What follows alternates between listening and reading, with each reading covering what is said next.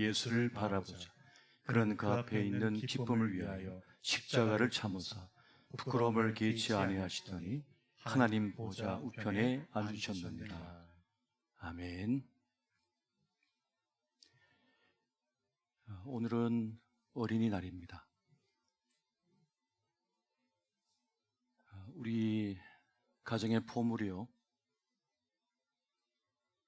이 나라의 미래의 일꾼들, 꿈나무들이 우리 아이들을 깊이 생각해보는 그런 시간을 가졌으면 좋겠습니다.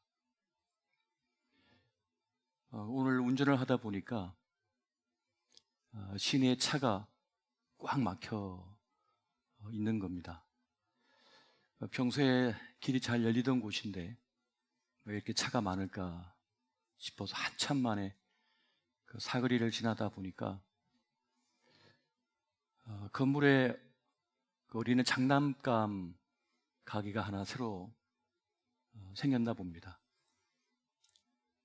아이들 그 장난감을 사주기 위해서 엄마 아빠들이 이 장사진을 치고 있더라고요. 차를 막 세워놓고 그렇게 몰려있다 보니까 차가 나가지를 못했던 거죠. 그러면서 지난날 우리 아이를 키웠던 생각이 났습니다. 저희도 어린이날을 맞이하면 장난감 사주기 위해서 줄을 서서 샀던 기억도 나고, 또 놀이공원도 데려가서 재미나게 놀아주기도 하고 했던 그런 생각이 들었습니다. 좋은 것이 있으면 그렇게 보여주고 싶고, 또 가슴에 품게 해주고 싶고, 그 손에 쥐어주고 싶고, 그러한 것이 바로 부모의 마음이 아닌가 싶습니다. 또 부모는 자식을 잘 먹이고자 애를 씁니다. 맛난 거 좋은 거 있으면 또 몸에 좋다면 사서 먹이는 거죠. 그래서 쑥쑥 크거라 하는 마음을 가집니다. 사람은 입으로만 먹는 것이 아니죠. 눈으로도 먹고, 귀로도 먹고, 또 몸으로도 먹는 것입니다. 좋은 것을 많이 보면 그것이 마음에 큰 영양분이 되는 거죠. 또 좋은 소리를, 좋은 가르침을 우리가 듣게 되면 또 우리 영혼에, 우리 삶에 큰 힘이 됩니다. 또 좋은 것을 내 몸으로 만지고 경험하게 되면 그 좋은 경험을 통해서 좀 깊이 생각하는 그러한 사람으로 성장하는 것을 보게 됩니다. 그렇게 볼 때 오늘 우리가 우리의 자녀 세대에게 무엇을 먹여야 될까? 눈으로 무엇을 먹이고, 귀로 무엇을 먹이고, 또 몸으로 무엇을 먹게 할까 생각해 본다면, 우리는 그 무엇보다 주 예수를 바라보게 하고 주 예수님을 경험하게 하는 바로 그런 사명이 있음을 깨닫게 됩니다. 오늘 본문의 말씀을 늘 읽을 때마다 경험하는 것은 이 구절을 읽고 또 읽을 때마다 십자가에 달리신 예수님이 눈에 선하게 들어온다는 사실입니다. 예수를 바라보자 라고 하는 것이 우리에게 주시는 주님의 명백한 가르침이라면, 우리는 우리 자녀 세대가 예수를 바라볼 수 있도록 그렇게 가르치고 이끌 책임이 있다는 것이죠. 예수님을 바라보라고 했을 때 우리가 떠올리게 되는 한 장면이 있습니다. 그것은 광야 이스라엘 백성들이 불뱀에 물려 그 독에 의해서 죽어갈 때 하나님께서는 모세에게 장대에 놋뱀을 달게 하고 그것을 바라보는 자는 살 것이라 외치라고 하십니다. 그래서 그 모세의 소리를 듣고 그 장대 위에 높이 달린 놋뱀을 바라보면 그 죽을 위기에서 살아났던 것을 보게 됩니다. 바로 장대에 높이 달린 놋뱀은 십자가에 달리신 예수 그리스도, 예수님을 상징하는 예표였던 것입니다. 민수기 21장 8절 9절 말씀 보면 이렇게 말씀을 주고 있습니다. 여호와께서 모세에게 이르시되 불뱀을 만들어 장대 위에 매달아라. 물린 자마다 그것을 보면 살리라. 모세가 놋뱀을 만들어 장대 위에 다니 뱀에게 물린 자가 놋뱀을 쳐다본 즉 모두 살더라. 바라보라고 하는 것을 바라볼 때에 죽을 위기에서, 죽음에서 노임을 받았습니다. 살아났던 것이죠. 그렇게 우리가 주 예수를 바라보라라고 했을 때, 주님을 바라볼 때에 우리는 살아나는 경험을 하게 되는 것입니다. 지금도 얼마나 많은 사람들이 광야의 길을 걷다가 악한 것에 물려가지고 죽어가는지 모릅니다.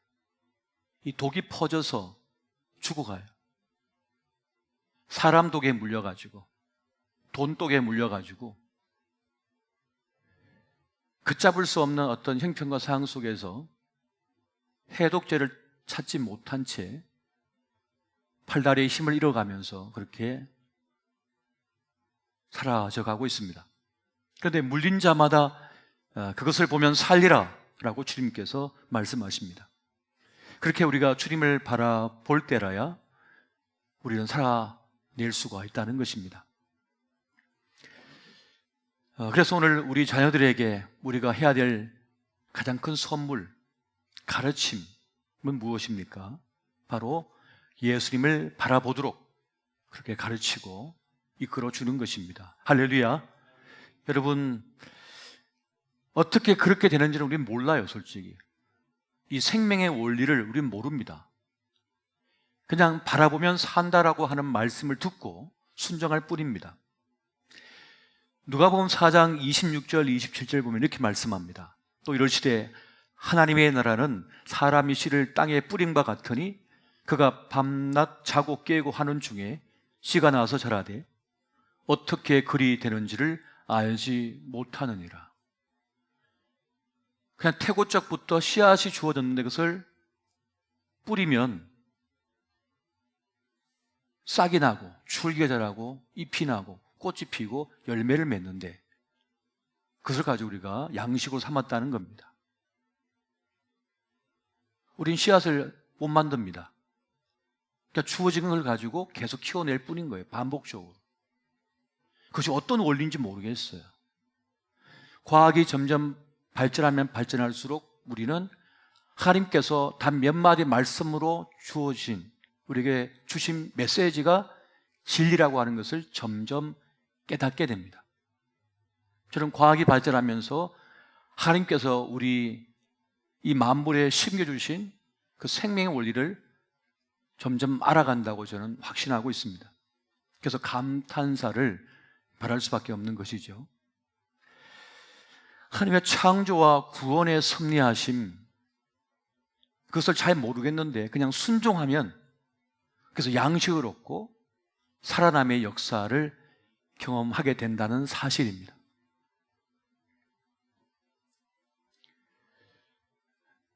주님께서 우리에게 계명으로서 사랑을 주셨어요. 사랑을 주셨습니다. 사랑을 우리 가르치셨어요. 사랑의 진리라고 하는 계명을 우리에게 주신 것이란 말이죠. 우리는 무조건 싸워서 이기고 밟고 일어서야 된다고 생각했는데 그것이 아니라는 거죠. 사랑이 우리를 살게 한다, 화평을 이루게 한다라고 하는 사실입니다. 어느 과학자 실험실에서 연구한 그 자료와 동영상을 본 적이 있는데요. 거기 보니까 쥐를 가지고 이렇게 실험을 하잖아요. 그래서 도대체 보통 사람에 대한 연구는 다 쥐를 가지고 혹은 원숭이를 가지고 하는데 이 쥐의 뇌를 연구하는 이 뇌과학자가 뇌 속에 뭐가 있을까 하고 연구를 계속하는 거죠. 반응을 보는 거죠. 근데 순놈 한 마리를 딱 던져놨는데 이 순놈이 스트레스가 보통이 아니에요. 그래서 이 전류가 흐릅니다. 타닥타닥 소리 나요. 그러다가 웬 순놈 한 마리 또 집어넣었더니 거기서 타닥타닥 하면서 막 싸움이 납니다. 못 잡아먹고 안달인 거예요. 그러니까 스트레스가 엄청 나는 거죠. 그런데 조금 있다가 암놈 한 마리를 딱 집어넣었더니 타닥한 소리가 사라져 버렸어요. 그러니까 전혀 스트레스를 받지 않는다는 거죠. 평화가 유지가 돼. 홀로 독처할 때는 타닥타닥 하면서 삶에 대한 스트레스로 고통스러워하는데, 짝을 하나 딱 마련해 놨더니 조용, 평화가 이루어지는 그러한 연구를 통해서도 참 신비하다 하는 생각을 가진다고 과학자들이 말을 합니다. 왜 주님께서 짝을 주셔서 함께 이 험난한 세상을 이기게 하셨는지를 그 작은 실험을 통해서도 알 수 있는 거죠. 그런데 그 뇌가 왜 그런지는 몰라요.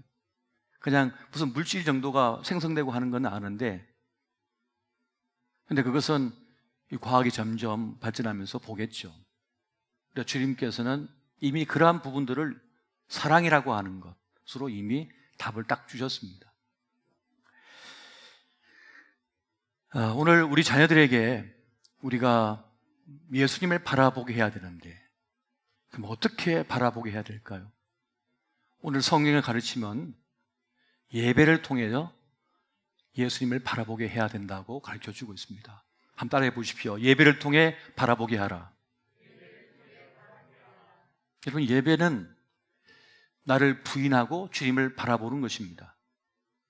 세상의 사람들은, 예수를 믿지 않은 이들은 자기를 숭배해요. 자기를 중심에 두어요. 그런데 예배는 무엇입니까? 하나님을 예배하는 거예요. 하나님을 높이는 거예요. 주님을 바라보는 것입니다.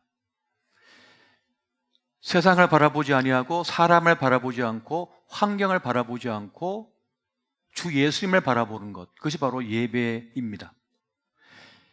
오늘 하나님의 지혜의 말씀은 무엇입니까? 믿음의 주요 온전케 하신 이인 예수를 바라보자. 온전케 하신다라고 말씀하고 있습니다. 하지만 세상의 지혜는 뭘까요? 세상의 지혜는 사람을 보라는 거예요. 환경을 보라는 거예요. 너 자신을 보라는 거죠. 그런데 여러분,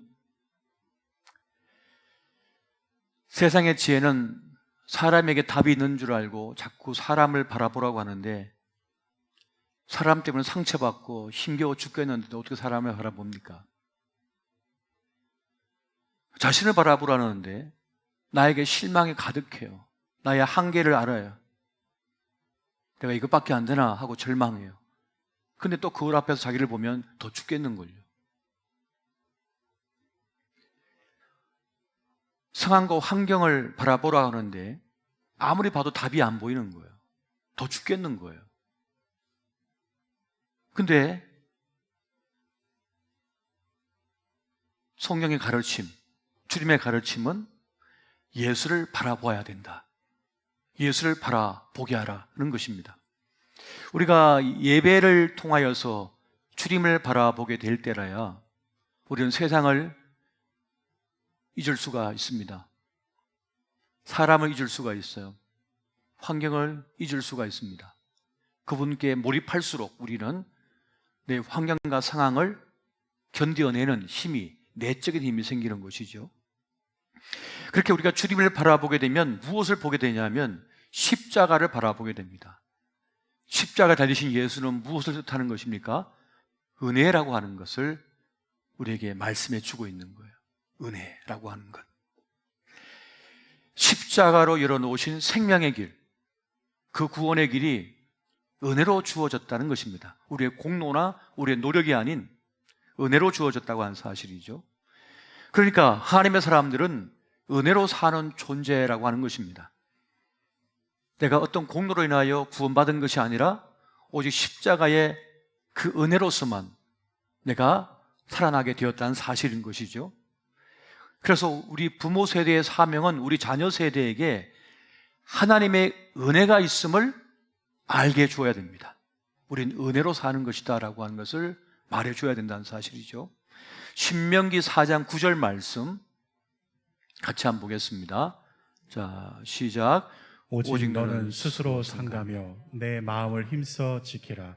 그리하여 내가 눈으로 본 그 일을 잊어버리지 말라. 내가 생존하는 날 동안에 그 일들이 내 마음에서 떠나지 않도록 조심하라. 너는 그 일들을 네 아들들과 네 손자들에게 알게 하라. 아멘. 하나님의 구원하심을, 하나님의 돌보셨음을, 너가 목도한 그 하나님의 은혜를 네 자식과 그 손자들에게, 손주들에게 알려주라, 가르치라 라고 말씀하고 있는 것입니다. 은혜로 살아왔음을, 은혜가 주어졌음을 본인만 알지 말고 그것을 자녀 세대에게 들려주라는 것입니다. 그 신앙의 이야기, 은혜의 이야기를 들려주라는 것이죠. 그래서 사도 바울은 그렇게 고백하는 겁니다. 그러나 내가 나된 것은 하나님의 은혜로 된 것이니 내게 주신 그 은혜가 헛되지 아니하여 내가 모든 사도보다 더 많이 수고하였으나 내가 한 것이 아니요 오직 나와 함께 하신 하나님의 은혜로라. 내가 한 것이 아니다. 내가 한 것이 아니다. 하나님의 은혜로 된 것이다 라고 하는 이 사실을, 이 메시지를 들을 때 우리 자녀 세대가 그렇게 생각하는 겁니다. 아, 내가 부족해도, 내가 연약해도, 내가 쓰러져도 우리 아버지와 우리 어머니와 함께 하셨던 하나님, 우리 할아버지와 우리 할머니와 함께 하셔서 은혜를 베푸셨던 하나님이 부족한 나에게도 은혜를 베푸시겠구나, 나와 함께 하시겠구나. 여러분, 자녀 세대가 누구의 가장 열등의식을 느끼는지 아세요? 부모입니다. 아들은 아버지에게 열등의식을 느껴요. 가장 큰 장벽이에요. 어릴 때는 나는 아버지처럼 안 살아 그랬다가 좀 나이 들고 나면 내가 아버지 반이라도 살 수 있을까? 반이라도 따라갈 수가 있을까? 라는 생각을 가지게 돼요. 더구나 더 성공한 아버지를 두고 있는 자식은 더 그렇습니다. 살아보니까 보통이 아니거든요. 이게 보통 일이 아닌 거예요. 직장 다니면서 월급 받는 게 쉬운 게 아니에요. 자식을 낳아 기르는 것이 쉬운 것이 아닙니다. 내 한 몸 건사하기도 힘든데 그걸 키워낸다는 게 보통 일이 아니거든요. 그런데 하나님의 은혜로 된 것이다, 하나님의 은혜가 있었다라고 하는 사실을 깨닫는 순간 이 자녀 세대가 하나님의 은혜를 구하게 됩니다. 의지하게 되는 것이죠. 그래서 실패 웅덩이에 빠졌더라도 그 은혜를 기대하면서 버틸 수가 있는 거예요. 하지만 자기만 바라본 사람, 사람만 의지한 사람, 환경만 바라본 사람은 환경이 안 될 때, 사람이 배신하고 도망갔을 때, 또 거절당했을 때, 또 자신의 연약함을 깨달았을 때 일어설 방법이 없는 겁니다. 일어설 방법이 전혀 없는 거예요. 내 은혜로 된 것이다, 하나님의 은혜가 있다고 하는 사실을 알게 되면 하나님의 은혜를 기대하면서 소망을 가집니다. 하나님께서 나와 함께 하실 것이다, 나를 돌볼 것이다, 나를 버리지 아니하실 것이다, 아버지를 버리지 아니하시고 어머니를 버리지 아니하신 그 하나님께서 나를 버리지 아니하실 것이다 라고 하는 그런 믿음을 통해서 때로는 힘겹고 아프고 두렵고 불안해도 견디는 겁니다. 그 믿음으로서 말이죠. 그렇게 은혜를 깨닫게 되면 우리는 실패의 웅덩이에 빠졌어도 그 실패에 장악당하지 않고 압도당하지 않고 버틸 수가 있게 되어집니다. 골로새서 1장 6절에 이런 말씀이 있습니다. 이 복음이 이미 너희에게 이름에 너희가 듣고 참으로 하나님의 은혜를 깨달은 날부터 너희 중에서와 같이 또한 온 천하에서도 열매를 맺어 자라는 도다. 이 하나님의 복음, 하나님의 말씀, 하나님의 역사하심은 우리가 그것을 깨닫는 순간부터, 그것을 소망하는 순간부터 신비롭게도 우리의 삶의 자리뿐만 아니라 온 천하에 그 열매를 거두게 된다는 것을 말씀해 주고 있습니다. 압도적인 하나님의 은혜가 펼쳐지고 있다는 것이죠. 사람들은 어려움을 당하면 그냥 포기해 버립니다. 절망해 버리는 거죠. 견디지 못해서 그냥 쓰러져 버리는 거예요. 하지만 은혜를 아는 사람은 모든 상황 속에서 예배를 선택하고 예배를 드립니다. 모든 상황 속에서 그것이 잘 되든지 안 되든지 꺾어졌든지 부서졌든지 모든 상황에서 주님을 인정해서 그 슬픔의 자리에서 하나님 앞에 나가 예배를 드리며 찬송을 불러요. 모든 게 끝난 자리에서도 찬송을 부르며 예배를 드립니다. 이것이 하나님의 사람들인 것이죠.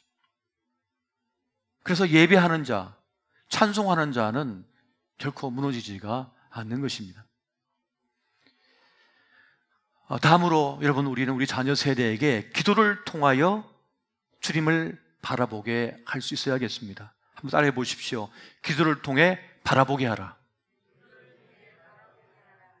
우리 자녀들에게 이 고사리 같은 손을 이렇게 모으고 기도를 따라하기도 하고 같이 하잖아요. 그럼 그 어린아이들이 어렸을 적부터, 어린아이 때부터 이 기도를 배우는 거예요. 하나님께 구하는, 은혜를 구하는 법을 배우는 거죠. 그러면 정말 인생의 위기의 순간에 주님 앞에 엎드리게 됩니다. 기도를 올리게 되는 거예요. 여러분, 기도는 뭡니까? 하나님의 은혜를 구하는 거잖아요. 내 능력을 묵상하는 게 아니에요. 세상 묵상하는 게 아니에요. 기도는 하나님의 은혜를 구하는 겁니다. 요청하는 거예요. 그래서 여러분, 은혜를 아는 사람은요, 내 능력으로, 내 지식으로만 살지 않습니다. 내 지식과 경험이 충분해도 하나님의 은혜를 구해요. 지금 성공했어도 하나님의 은혜를 구해요. 지금 실패했어도 하나님의 은혜를 구합니다. 그것이 바로 기도인 것이죠. 여러분, 성공해서도 은혜를 구해야만 합니다. 왜냐하면 그 성공을 이어가기 위해서. 실패해서도 주님 앞에 은혜를 구해야 됩니다. 왜냐하면 실패의 자리에서 다시 시작하기 위하여 그 은혜를 구하는 기도를 올려야 된다는 사실입니다. 역대하 16장 9절 말씀 보니까 여호와의 눈은 온 땅을 두루 감찰하사 전심으로 자기에게 향하는 자들을 위하여 능력을 베푸시나니 라고 말씀합니다. 전심으로 주님을 향하여 엎드리는 자, 구한 자에게 하나님은 능력을 베푸신다라고 말씀합니다.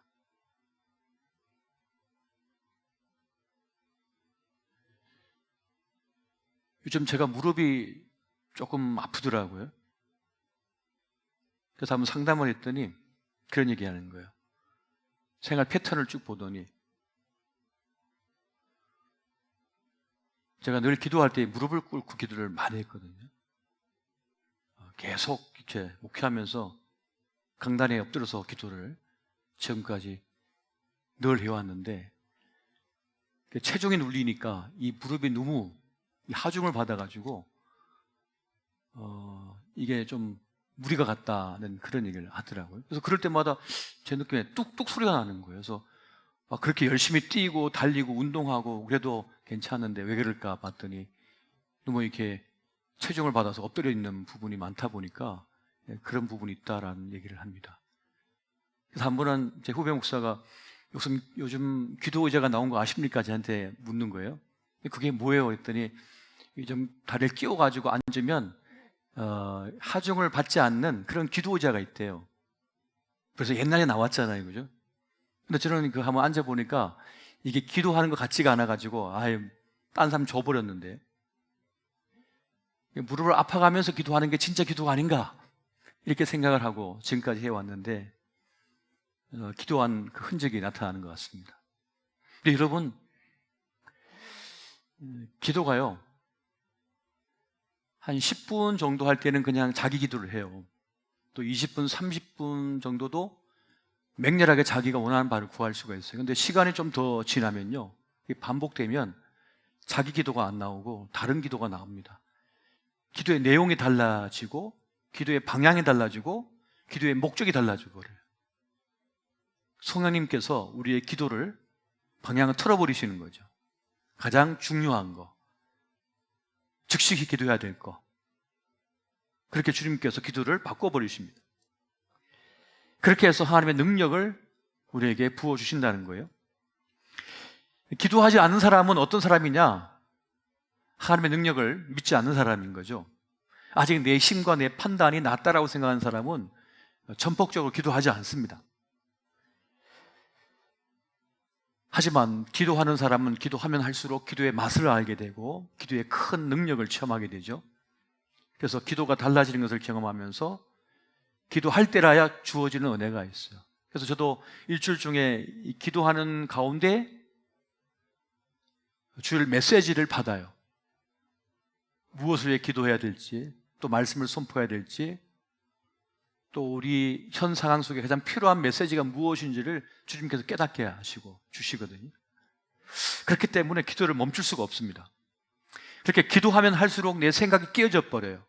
가장 필요한 기도를 하게 되고 가장 중요한 기도를 하게 되고, 그리고 그 기도를 통해서 내가 변화가 되어지기 시작합니다. 여러분, 기도하지 않으면 교만이 꺾이지가 않습니다. 내 욕망을 컨트롤할 수가 없어요. 내 욕심은 내려놓을 수가 없습니다. 내 분노를 삭힐 길이 없어요. 기도하지 않으면요. 그리고 기도하지 않으면 어리석음에서 벗어날 길이 없습니다. 분노를 주체하지 못해서 분노에 끌려다니는 인생이 되는 거예요. 자기 생각대로 모든 걸 다 판단해요. 어리석게도. 그렇기 때문에 우리 자녀 세대로 하여금 우리 자녀가 기도를 통하여 주님을 바라보게 하고, 그 기도를 통하여 정말 필요한 기도를 하게 하고, 그 기도를 통하여 자신을 발견하게 만들며, 그 기도를 통하여 가장 복된 삶을 살아갈 수 있도록 그렇게 우리가 가르칠 책임이 있다는 겁니다. 그렇게 예배를 통하여 주님을 바라보고 기도를 통하여 주님을 바라보게 할 수가 있어야겠습니다. 정말 중요한 부분입니다. 이사야 55장 8절 9절 말씀 같이 한번 보겠습니다. 자, 시작. 이는 내 생각이 너희의 생각과 다르며 내 길은 너희의 길과 다름이니라. 여호와의 말씀이니라. 이는 하늘이 땅보다 높음 같이 내 길은 너희의 길보다 높으며 내 생각은 너희의 생각보다 높음이니라. 아멘. 주님께서 행하시는 것은 우리의 생각과 우리의 뜻, 우리의 상식적인 수준 이성의 능력을 초월해 버리는 것이죠. 우리는 잘 망각을 하고 잊어먹는데 주님은요 망각하지 않으시고 잊지 않으시거든요. 그래서 우리가 전에 기도해 놓고는 잊어먹은 게 있어요. 근데 주님은 그 기도를 안 잊어먹어요. 우리의 헌신과 수고를 주님은 잊지 않으십니다. 기억해 두셔요. 우리가 애쓰고 수고하며 눈물 흘렸던 것을 주님께서는 잊지 않으시고 충성된 그에게 소중한 자기 사람에게 그 은혜를 베푸시는 것이죠. 근데 우리는 그걸 잘 모르기 때문에 하나님께서 하시는 일을 잘 모르고 쉽게 절망하거나 망각할 수도 있습니다. 실망할 수가 있습니다. 그렇기 때문에 부족한 우리는 하나님의 뜻하심과 계획하심을 그냥 통째로 수용하고 받아들일 수가 있어야 됩니다. 주님, 나를 향하신 주님의 뜻을 행하여 주십시오. 근데 때로는 늘 꽃길만 걷기를 원했는데 주님께서 가시밭길을 걷게 하시고 고난을 당하게 하시거든요. 그래서 우리는 주님이 이러실 수가 있나 하면서 주님께 원망도 합니다만, 근데 성경 말씀에 있는 것처럼 고난당한 것이 내게 유익이라 하셨던 것처럼 주님은 그 고난을 통하여 지름길로 가게 하시는 거죠. 그냥 그것을 관통하게 만들어 버리셔요. 그냥 돌아가야 되는데 돌아가게 하지 않으시고 그냥 치고 나가게 하실 때도 있어요. 고난당한 것이 지름길인 거죠. 이걸 계속 연연해야 하고 붙들고 있는데 고난당함으로써 그냥 그것을 포기하고 손 털게 만들고 새로운 길을 보게 만드시는 거죠. 우리는 그것이 너무 아프고 시리기 때문에 어찌 이럴 수가 있냐 싶지만 그렇지가 않습니다. 그래서 우리는 전적으로 주님의 뜻을 수용하고 주님께 내 삶을 의탁할 수 있어야 되는 것입니다. 이것을 우리 자녀 세대에게 알려줄 필요가 있어요. 이것이 지혜이거든요. 이것이 지혜입니다. 여러분, 솔직히 자기 전공 분야 그대로 성공한 사람 몇 프로가 됩니까? 자기 공부한 전공대로 직장 얻어가고 사는 사람 몇 프로가 됩니까? 자기 전공하고 상관이 없는 삶을 살면서도 성공한 인생이 많습니다. 전혀 다른 길을 갈 때도 많은 거예요. 그래서 우리는 주님의 놀라우신 섭리하심을 수용할 줄 아는 그런 믿음을 가질 필요가 있습니다. 또 그런 믿음과 신앙을 가지도록 우리 자녀 세대를 양육할 필요가 있는 거예요. 내가 사나 죽거나 주님의 것이로다. 주님께서 나를 이끌고 계시다라고 하는 이 사실을 말이죠. 여러분, 어떠한 형편과 상황 속에서도 주님을 바라보게 하십시오. 우리의 자녀 세대가 주님을 바라보게 하셔야만 합니다.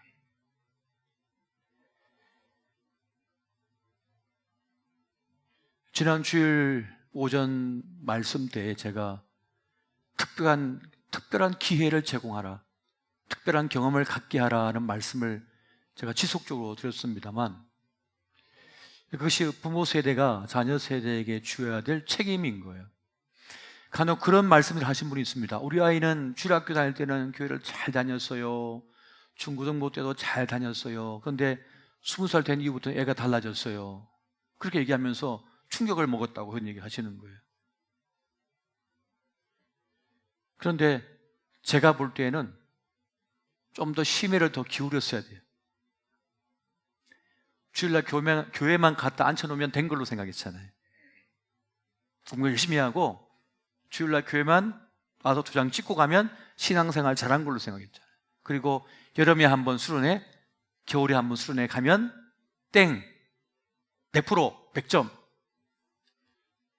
근데 제가 군에 있어 보니까요, 용맹한 전사 한 명 만들어내려면요 엄청난 시간을 투자해야 되거든요. 총 한 번 제대로 쏘게 하려면요 계속 굴려야 돼요. 계속 사격 연습.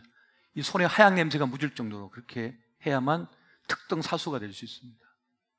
근데 신실한 하나님의 사람을 만들려고 하면서 일주일에 한 번 교회에 앉혀놨다가 1시간 있다가 데려가는 정도 가지고 된다.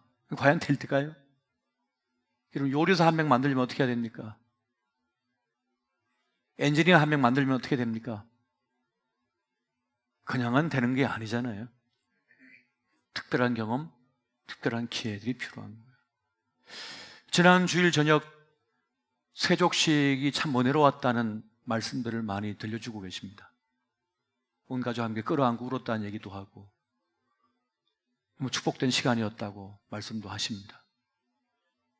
그 미션이 보잘것 없어 보이지만 그렇지가 않습니다. 하나님의 은혜를 그 가슴에 새기게 하는 거죠. 그 내리에 각인시켜 버리는 거죠. 중요한 순간마다 내 아이를 끌어안고 기도해 주는 겁니다. 그 손을 붙잡고 기도해 주는 겁니다. 카톡으로, 문자로 하나님의 은혜가 함께 하신다는 걸 들려줘야 됩니다.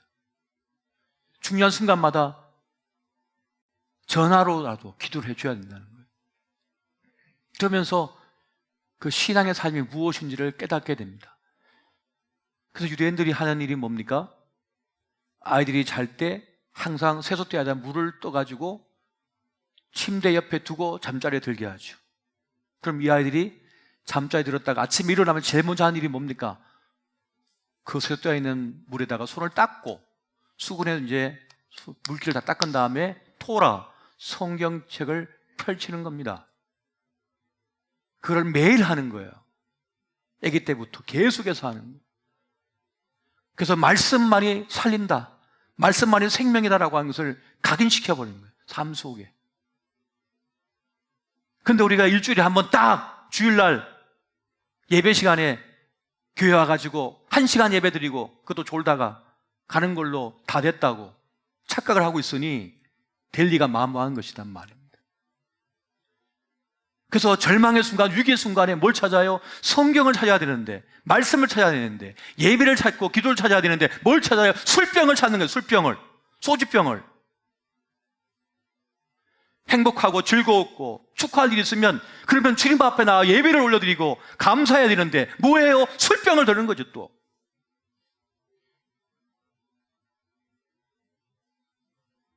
우리가 무엇을 가르치고 있는 겁니까? 무엇을 깨닫게 하고 있는 겁니까?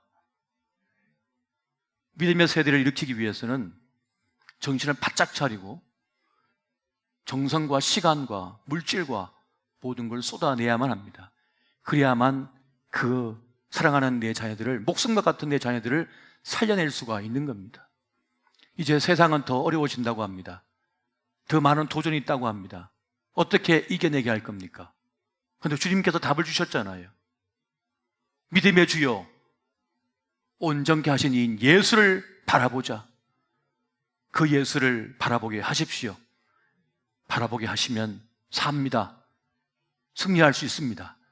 오늘 이 은혜가 함께 하시기를 예수 이름으로 축원드립니다. 우리 시간 잠시 한번 기도할 때 우리 자녀를 위하여, 내 사랑하는 자녀들, 손주들, 내 조카들, 또 우리 믿음의 후대들을 위하여 이 시간 잠시 함께 기도하시겠습니다. 사랑의 주님, 오늘 우리가 주님 앞에 나와 이 어린아이를 맞이하여서